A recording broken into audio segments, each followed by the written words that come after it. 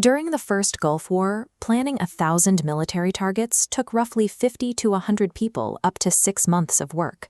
Using modern AI tools, the U.S. military can process that exact same workload with just one person in 2 weeks, identifying up to 1,000 targets every single hour. This capability is built on Project Maven, a fully deployed AI mission control system managed by the tech firm Palantir. Currently, the platform holds over 25,000 active accounts across every major U.S. combatant command. For decades, the American military has possessed unmatched firepower. The bottleneck was always intelligence, knowing exactly where to apply that power efficiently without spending days or weeks reviewing manual data. Maven successfully bridges that gap, but by accelerating the targeting process to the speed of software, it creates a new challenge: trusting automated algorithms with decisions that involve life and death. American drones, satellites, and radar arrays capture terabytes of raw data every day.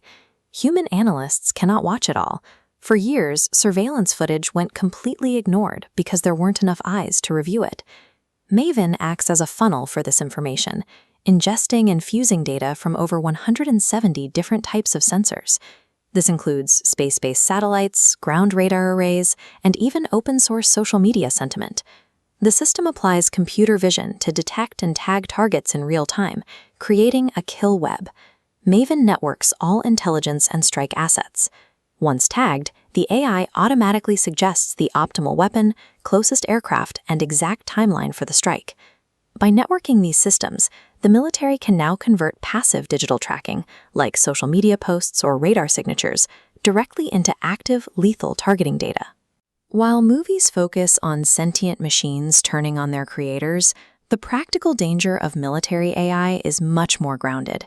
It's a matter of software quality control, the risk that a complex system will crash or misinterpret its variables when the stakes are highest.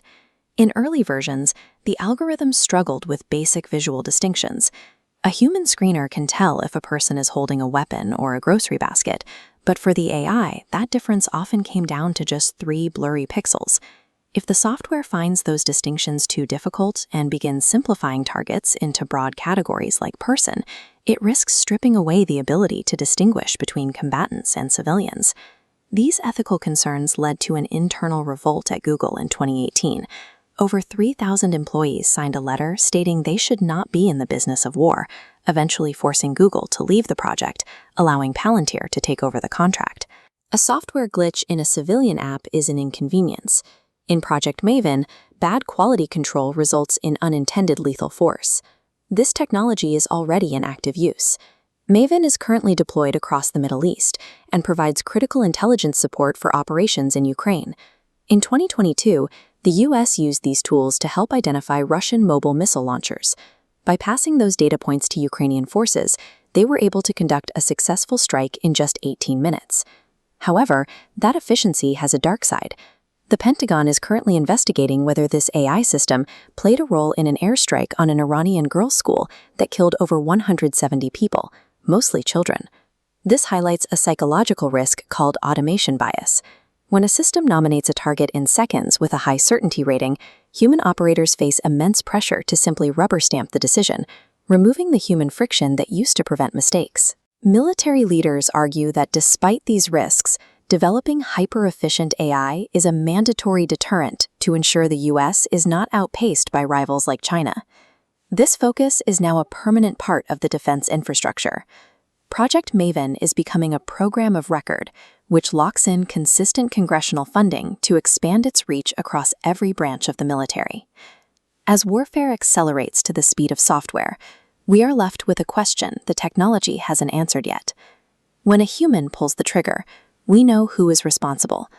But when the algorithm makes a fatal mistake, who is held to account?